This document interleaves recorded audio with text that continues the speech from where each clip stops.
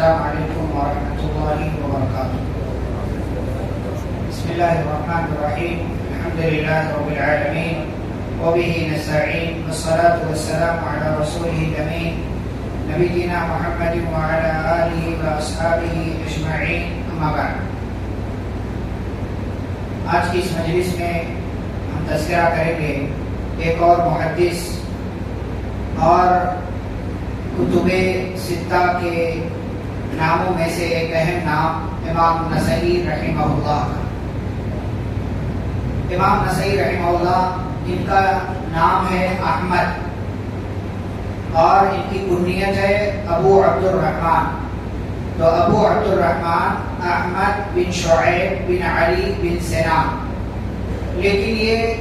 نسائی کے نام سے مشہور ہے، اسی لیے امام نسائی ہم ان کو کہتے ہیں، نسائی نہیں بلکہ امام نسائی ہم ان کو کہتے ہیں۔ کیوں؟ اس لیے کہ جس علاقے میں یہ پیدا ہوئے اس علاقے کا نام نسا، نون سین الف اور حمزہ، نسا، تو اسی کی طرف نسبت کرتے ہوئے ان کو نسائی کہا جاتا ہے، اور ان کو خراسانی بھی کہا جاتا ہے کیونکہ ان کا علاقہ خراسان میں آتا تھا، اس لیے پورا نام اس طریقے سے ہوگا ابو عبد الرحمن احمد بن شعیب بن علی بن سنان نسائی خراسانی، یہ ان کا پورا نام لکھا جاتا ہے۔ 214 ہجری یا ایک قول کے مطابق 215 ہجری میں پیدا ہوئے، 214 یا 215 ہجری میں پیدا ہوئے، اور پیدائش جیسا کہ میں نے کہا نسا نام کے علاقے میں ہوئی، اور پھر جب بڑے ہوئے امام نسائی رحمہ اللہ اور اپنے گاؤں علاقے اور جو شہر تھا جو ملک تھا اس کے ماحول کے مطابق ان کی پرورش ان کے اپنے گھرانے میں ہوئی، اور پھر جب 11 سال کی عمر کو پہنچے تو یہاں سے علم کے لیے، علم حاصل کرنے کے لیے سفر کرنا انہوں نے شروع کیا۔ چنانچہ اگر ان کے تعلیمی اسفار پر، یعنی کتنے سفر کیے انہوں نے تعلیم کے لیے، اس پر اگر نظر دوڑائیں تو سب سے پہلے خراسان کے اندر ہی بلخ نام کا ایک علاقہ تھا، اور اس علاقے میں ایک دوسرا علاقہ تھا جسے بغلان کہتے ہیں۔ وہاں ایک امام تھے، محدث تھے، وہ لوگوں کو حدیث پڑھاتے تھے، علم دیا کرتے تھے، ان کا نام قتیبہ بن سعید تھا، ان کا نام قتیبہ بن سعید تھا۔ امام نسائی رحمہ اللہ کہتے ہیں کہ میں 230 ہجری میں وہاں گیا، اور میں نے وہاں پر جا کر کے اپنے علاقے کے ایک امام محدث قتیبہ بن سعید سے علم حاصل کیا، اور 1 سال 2 مہینے وہاں پر ان کی خدمت میں اور ان کے پاس رہ کر کے حضرت امام نسائی رحمہ اللہ علم حاصل کرتے رہے۔ 230 ہجری میں گئے تو گویا کہ اس وقت 15 سال کی عمر تھی، اور 1 سال 2 مہینے وہاں ان کے پاس انہوں نے گزارے۔ پھر جب عمر بڑی ہوئی اور بلوغت کے بعد اپنے علاقے میں جب علم حاصل کر لیا تو جو معروف طریقہ تھا لوگوں کا معمول کے مطابق دوسرے ملکوں کا، دوسرے علاقوں کے سفر پر امام نسائی رحمہ اللہ نکلے، اور مکہ، مدینہ جو کہ حجاز کے 2 مشہور علاقے جہاں پر صحابہ کرام کی نشانیاں موجود تھیں، صحابہ کے آثار، نبی کریم صلی اللہ علیہ وسلم کے آثار موجود تھے، ان دونوں علاقوں کا سفر کیا۔ عراق کے کئی مشہور شہر کوفہ، بصرہ وغیرہ میں گئے، شام کے علاقے میں بھی گئے، جزیرہ نام کا علاقہ وہاں بھی گئے، خراسان تو ان کا اپنا علاقہ تھا لیکن اس کے دیگر علاقوں میں بھی سفر کیا، اور پھر اخیر میں امام نسائی رحمہ اللہ مصر بھی گئے، اور پھر مصر میں ہی آباد ہو گئے۔ پیدا خراسان میں ہوئے تھے لیکن پھر بعد میں جب مصر گئے تو مصر میں ہی امام نسائی رحمہ اللہ نے سکونت اختیار کر لی، اور وہیں اسی علاقے میں رہنے لگے۔ حافظ ابن حجر رحمہ اللہ ان کے بارے میں کہتے ہیں، اور اس طریقے سے انہوں نے علم کے لیے سفر کیا، کہاں کہاں گئے، کتنی مشقتیں برداشت کی۔ کہتے ہیں رحل الی الآفاق، کہ امام نسائی رحمہ اللہ بہت دور دراز علاقوں کی طرف انہوں نے سفر کیا، بہت دور دراز علاقوں میں گئے۔ واشتغل بسماع الحدیث، اور حدیث کے سننے میں مشغول رہے، لوگوں سے حدیث کا علم حاصل کرتے رہے۔ والاجتماع بالائمۃ الحذاق، اور ماہر تجربہ کار بہترین اماموں اور علماء اور ائمہ کے سامنے گئے، بیٹھے، علم حاصل کیا، اور حدیث کے سیکھنے میں مصروف رہے، اور دین کی باتوں کو انہوں نے سیکھا، مختلف علاقوں سے، مختلف ائمہ سے انہوں نے کسب فیض کیا۔ امام نسائی رحمہ اللہ کے مشہور اساتذہ، بہت سارے اساتذہ ہیں لیکن مشہور اساتذہ جیسا کہ میں نے کل کہا تھا کہ امام ابو داؤد رحمہ اللہ کے شاگرد ہیں امام نسائی رحمہ اللہ، تو اس اعتبار سے امام نسائی رحمہ اللہ کے استاد میں ایک نام ہے امام ابو داؤد رحمہ اللہ کا۔ ایک روایت کے مطابق امام احمد بن حنبل رحمہ اللہ بھی ان کے استاد ہیں، اسحاق بن راہویہ بھی ان کے استاد ہیں، قتیبہ بن سعید جیسا کہ میں نے نام لیا سب سے پہلے ان کے استاد ہیں، عمر بن علی الفلاس کے بڑا نام ہے حدیث کے باب میں، یہ بھی ان کے استاد ہیں، اور احمد بن بکار وغیرہ یہ سب کے سب ان کے اساتذہ میں سے۔ بعض لوگوں نے یہ بھی ذکر کیا ہے کہ امام بخاری رحمہ اللہ بھی ان کے استاد ہیں، لیکن صحیح بات یہ ہے کہ امام بخاری رحمہ اللہ امام نسائی کے استاد نہیں ہیں، بلکہ امام بخاری رحمہ اللہ کے استاد کے شاگرد جیسا کہ تذکرہ کیا جا چکا ہے کہ امام مسلم، امام ترمذی، امام ابو داؤد یہ سب شاگرد ہیں، لیکن امام نسائی رحمہ اللہ امام بخاری کے شاگرد نہیں ہیں، اس اعتبار سے امام بخاری رحمہ اللہ امام نسائی کے استاد نہیں ہوتے ہیں۔ اب جب علم حاصل کر لیا تو معمول کے مطابق انہوں نے درس و تدریس کی مسند قائم کی، مختلف علاقوں میں گئے اور لوگوں کو علم سکھایا، لوگوں کو دین کی باتیں بتائی، لوگوں کو حدیث پڑھایا۔ مصر میں چونکہ رہنے لگے تھے، رہائش مصر میں ہو گئی تھی، اس لیے وہیں پر انہوں نے علم سکھانا، علم بانٹنا، علم تقسیم کرنا، تدریس کرنا شروع کیا۔ چنانچہ سب سے پہلے ایک بات ان کے تعلق سے یہ بھی ہے کہ یہ جس زمانے میں بڑے ہوئے اس زمانے میں یعنی ان کے بڑے ہونے کے بعد، یعنی تقریباً آپ یہ سمجھے 20-25 سال کی عمر جب ان کی پہنچی تو تقریباً تمام بڑے ائمہ کہ جن سے انہوں نے علم حاصل کیا تھا، چاہے اسحاق بن راہویہ کے بڑے محدث ہیں، 238 ہجری میں ان کا انتقال ہوا، امام احمد بن حنبل رحمہ اللہ کا نام لے لیجیے 241 ہجری میں ان کا انتقال ہوا، تو جب تک یہ بڑے ہوتے اور پڑھانے کے زمانے تک، پڑھانے کے مرحلے تک پہنچتے تقریباً تمام بڑے ائمہ کا انتقال ہو چکا تھا۔ پھر آگے چل کر کے امام بخاری رحمہ اللہ 256 ہجری میں انتقال ہوا، تو گویا کہ اب جب یہ 30 سال کی عمر کو پہنچے تو 30 سال کی عمر تک پہنچتے پہنچتے تقریباً اس دور کے تمام بڑے ائمہ انتقال کر چکے تھے۔ گویا کہ اب اپنے یعنی ان کے بعد والی نسل میں اب سب سے بڑے امام کون بچتے ہیں؟ امام نسائی رحمہ اللہ۔ کیوں؟ اس لیے کہ انہوں نے اپنے سے بڑے لوگوں سے علم حاصل کیا۔ اب ان کے زمانے میں جن لوگوں نے علم حاصل کرنا شروع کیا تو ان سے زیادہ بڑی سند کسی اور امام کے پاس نہیں تھی، یعنی امام نسائی رحمہ اللہ سے زیادہ بڑی سند کسی اور کے پاس نہیں تھی۔ تو اعلیٰ سند، اس سے پہلے میں نے وضاحت کی ہے، اعلی سند کس کو کہتے ہیں؟ یعنی کم واسطے سے نبی تک پہنچنا، کم واسطے سے نبی تک پہنچنا۔ تو یہ والی سند جو ہے امام احمد، امام اسحاق،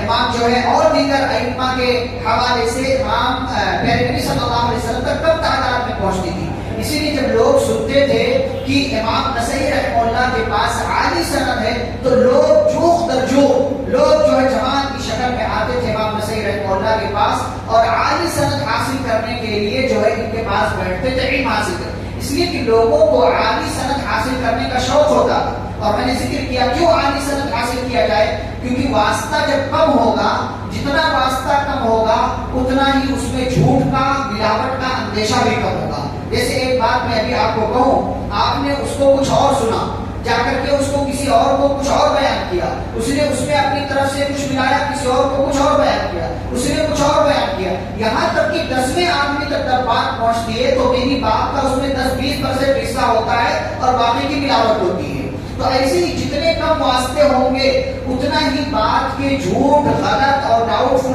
ہونے کے اندیشے کم رہیں گے۔ اس لیے لوگ عالی سند کو، کم سے کم واسطہ بیچ میں موجود ہو، یہ سند حاصل کرنے کے لیے بڑے ائمہ کے پاس جاتے تھے۔ امام نسائی رحمہ اللہ نے جب پڑھانا شروع کیا، ان کے پاس عالی سند تھی، تمام لوگ ان کے پاس آتے رہے اور یہ تمام لوگوں کو علم بانٹتے رہے۔ ان کے مشہور شاگرد جو ہیں ان میں سے چند مشہور لوگوں کا نام میں آپ کے سامنے ذکر کروں۔ ابو القاسم سلیمان بن احمد، ایسے آپ کو نہیں سمجھ میں آئے گا، لیکن اگر میں طبرانی کہوں تو آپ کو آسانی سے سمجھ میں آ سکتا ہے کہ امام طبرانی رحمہ اللہ امام نسائی کے شاگرد ہیں۔ ایک بڑا نام ہے حدیث کے باب میں اور انہوں نے حدیث کی 3 بڑی کتابیں لکھی، المعجم الکبیر، المعجم الاوسط، المعجم الصغیر۔ یہ 3 بڑی کتابیں حدیث، معجم کا مطلب ہوتا ہے اس کے اندر انسائکلوپیڈیا آپ کہہ سکتے ہیں، حدیث کی جتنی حدیثیں تھی تقریباً تمام احادیث امام طبرانی رحمہ اللہ نے ان تینوں کتابوں میں رکھا ہے، اور یہ امام نسائی رحمہ اللہ کے شاگرد ہیں۔ ایک نام ہے ابو عوانہ یعقوب بن اسحاق اسفرائیلی، امام اسفرائیلی یا ابو عوانہ الاسفرائیلی کے نام سے یہ مشہور ہیں، یہ بھی ان کے شاگرد ہیں۔ ابو بکر بن الحداد یہ بھی شاگرد ہیں۔ ابو علی حسین بن محمد نیسابوری وغیرہ یہ سب کے سب امام مسلم رحمہ اللہ کے شاگرد ہیں۔ امام نسائی رحمہ اللہ نے صرف پڑھایا نہیں بلکہ حدیث کی کتاب بھی لکھی، اور آپ جانتے ہیں حدیث کی ان کی مشہور کتاب کون سی ہے؟ سنن نسائی، ان کی طرف نسبت کرتے ہوئے سنن نسائی اس کو کہا جاتا ہے، سنن کی کتاب ہے۔ اور کل میں نے بتایا تھا کہ سنن کون سی کتاب کو کہا جاتا ہے؟ جس میں فقہی ابواب، فقہی چیپٹر کے حساب سے جو حدیث کی کتاب لکھی گئی ہے اس کو سنن کہا جاتا ہے۔ سنن نسائی، سنن ابو داؤد، سنن ترمذی، اور میں نے کل کہا تھا جامع ترمذی بھی بول سکتے ہیں، سنن ترمذی بھی بول، کیونکہ جامع اس کو کہتے ہیں کہ حدیث کے تمام ابواب کا جس میں لحاظ رکھا جاتا ہے، تمام چیپٹرز کا، اور ساتھ ہی ساتھ سنن اس کو کہتے ہیں کہ جس میں فقہی چیپٹر کے لحاظ سے جو ہے باتیں بتائی جاتی ہیں، باتیں رکھی جاتی ہیں۔ تو امام جو ہے نسائی رحمہ اللہ نے جو کتاب لکھی سنن نسائی، یہ سنن کی کتاب میں نہایت ہی معتبر اور جامع کتاب ہے، نہایت ہی بلکہ بعض علماء نے یہاں تک بات لکھی ہے کہ اگر ترتیب دیکھیں تو صحیح بخاری اور صحیح مسلم کے بعد جو سب سے بہترین ترتیب ہے وہ سنن نسائی کی ترتیب ہے۔ کیوں؟ اس لیے کہ اس میں انہوں نے تمام چیزوں کا خیال کیا۔ ہاں، امام بخاری امام مسلم کی طرح انہوں نے صرف صحیح حدیثیں نہیں درج کی ہیں بلکہ سنن نسائی میں صحیح حدیثیں بھی ہیں، ضعیف حدیثیں بھی ہیں، لیکن صحیح بخاری اور صحیح مسلم میں صرف صحیح حدیثیں ہیں۔ تو یہ اس کا ایک امتیاز ہے سنن نسائی کا، اور ایک خصوصیت ہے کہ سنن کے انداز پر، فقہی ابواب پر، فقہی چیپٹرز پر جو کتابیں لکھی گئیں ان میں ایک نہایت ہی معتبر بلکہ سب سے اعلیٰ نام جو ہے وہ امام نسائی رحمہ اللہ کی کتاب سنن نسائی کا ہے۔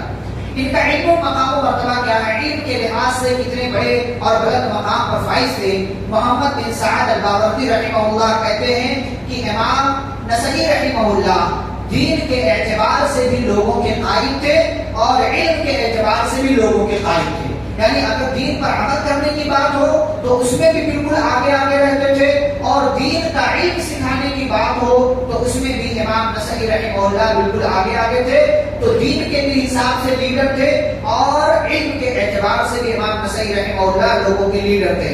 امام دارقطنی رحمہ اللہ فرماتے ہیں کہ اپنے زمانے کے، یعنی جیسا کہ میں نے کہا کہ بڑے بڑے ائمہ جب انتقال کر گئے تو ان کا جب دور آیا امام نسائی رحمہ اللہ کو، تو اپنے دور کے تمام علماء میں، تمام ائمہ میں سب سے آگے کا نام امام نسائی رحمہ اللہ کا نام ہے، یعنی سب سے فرسٹ پر آپ ان کا نام رکھ سکتے ہیں۔ ابو علی حسین بن علی فرماتے ہیں هو الامام فی الحدیث بلا مدافعت، بغیر کسی اختلاف کے، بغیر کسی جھجک کے آپ حدیث کے باب میں، حدیث کے فن میں امام نسائی رحمہ اللہ کو امام کہہ سکتے ہیں، اسی لیے ہم کو امام نسائی رحمہ اللہ کے نام سے پکارتے ہیں۔ علم حدیث کا اور میرے نبی صلی اللہ علیہ وسلم کی سنتوں کا، آپ کی باتوں کے یہ ماہر تھے، اور ساتھ ہی ساتھ عمل کے اعتبار سے آگے تھے، لیکن ظاہر سی بات ہے دنیا میں جو آیا ہے اس کو جانا ہے۔ امام نسائی رحمہ اللہ مصر میں انہوں نے سہولت اختیار کی تھی، ایک مرتبہ وہ شام کے علاقے رملہ میں گئے، رملہ سے دمشق گئے، تو انہوں نے وہاں کا ماحول دیکھا کہ پورا جو ہے بگڑا ہوا ہے، اور جو ہے لوگ زمانے کے گزرنے کے ساتھ ساتھ بہت بیکار ہو گئے۔ شام میں امیر معاویہ رحمہ اللہ، امیر معاویہ رضی اللہ تعالیٰ عنہ رہا کرتے تھے، آپ جانتے ہیں دمشق میں ایک زمانے تک گورنر رہے وہ 20 سالوں تک، اور تو اسی کا نتیجہ تھا کہ شام میں امیر معاویہ رضی اللہ تعالیٰ عنہ کے ماننے والے بہت زیادہ تھے، اور ماننے والے بھی ایسے کہ غلو کر رہے تھے ان کی شان میں، اور غلو ایسے کر رہے تھے کہ امیر معاویہ رضی اللہ عنہ کا جو مقام ہے اس سے زیادہ آگے بڑھا رہے تھے، اور علی رضی اللہ تعالیٰ عنہ کی برائیاں بیان کرتے تھے۔ اتنے خراب ہو چکے تھے لوگ وہاں پر شام میں، رملہ میں، دمشق وغیرہ میں۔ تو امام نسائی رحمہ اللہ جب رملہ اور دمشق پہنچے تو انہوں نے دیکھا کہ ماحول بگڑا ہوا ہے۔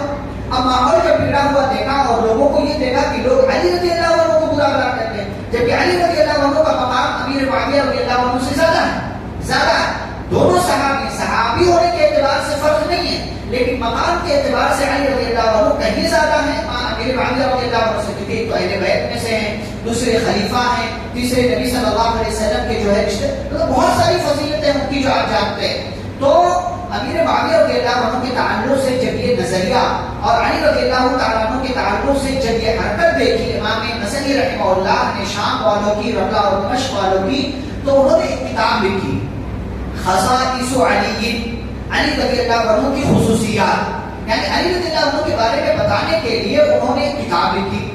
کتاب لکھ دیا لیکن دیکھا کہ اس کا کوئی خاطر خواہ اثر نہیں ہو رہا ہے، تو انہوں نے مسجد میں بیٹھ کر کے اس کا درس دینا شروع کیا، اس کا درس دینا شروع کیا. تو لوگ اتنے بدتمیز ہو گئے تھے کہ امیر معاویہ رضی اللہ عنہ کی فضیلت میں اتنا زیادہ غلو کر رہے تھے کہ وہ علی رضی اللہ عنہ کی فضیلت بھی سننا گوارا نہیں کر رہے تھے. جبکہ اہل سنت والجماعت کا کیا مذہب ہے، ہمارا کیا مذہب ہے، ہمارا منہج کیا ہے کہ امیر معاویہ رضی اللہ عنہ کا اپنا مقام، علی رضی اللہ عنہ کا اپنا مقام. دونوں میں اختلاف ہوا لیکن اس اختلاف کے چکر میں پڑ کر کے ہم کسی کو برا بھلا نہیں کہیں گے. دونوں کا اپنا مقام ہے، اپنا اسٹیٹس ہے، اپنی حیثیت ہے، دونوں کے دونوں صحابی، تو دونوں کو برا نہیں کہتے. تو انہوں نے کتاب لکھی تو ان لوگوں نے آ کر کے اعتراض کیا کہ آپ امیر معاویہ کے بارے میں بات نہیں کرتے ہیں، علی کے بارے میں بات کرتے ہیں، یہ غلط بات، یہاں سے چلے جائیے. لیکن امام نسائی رحمہ اللہ نہیں مانے اور لوگوں کو برابر، تاکہ یہ بدعت، یہ غلط چیز اور یہ جو چلن چل پڑا ہے کہ امیر معاویہ کی شان پہ غلو کیا جائے، یہ بھی غلط، علی رضی اللہ عنہ کے مقام کو گھٹایا جائے، یہ بھی غلط. تو اس چیز کو مٹانے کے لیے انہوں نے کوشش کیا، کتاب لکھی، درس دیا. پھر اس کے بعد جب لوگوں کے منع کرنے کے باوجود نہیں مانے امام نسائی رحمہ اللہ، تو لوگوں نے ایک دن مارا،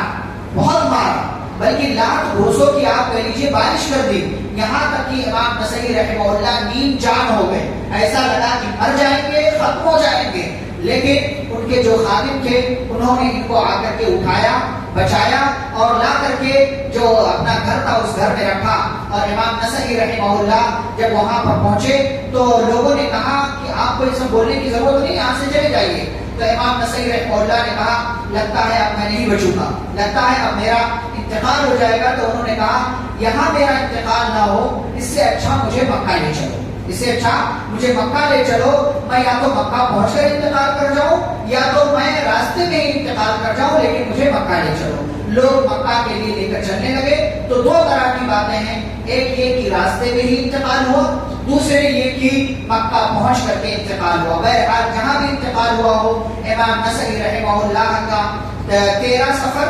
303 ہجری، یعنی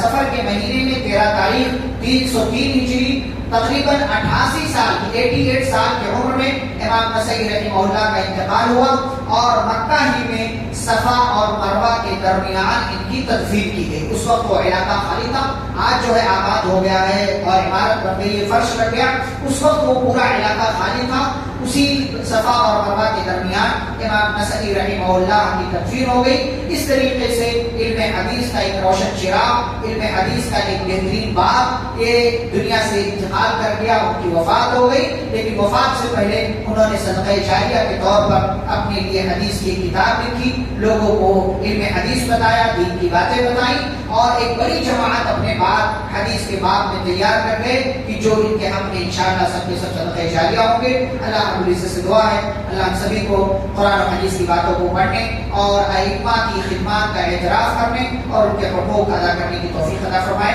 آمین. صلی اللہ علیہ نبی الکریم. سبحانک اللہم و بحمدک، اشہد ان لا الہ الا انت، استغفرک و اتوب الیک. السلام علیکم و رحمۃ اللہ وبرکاتہ.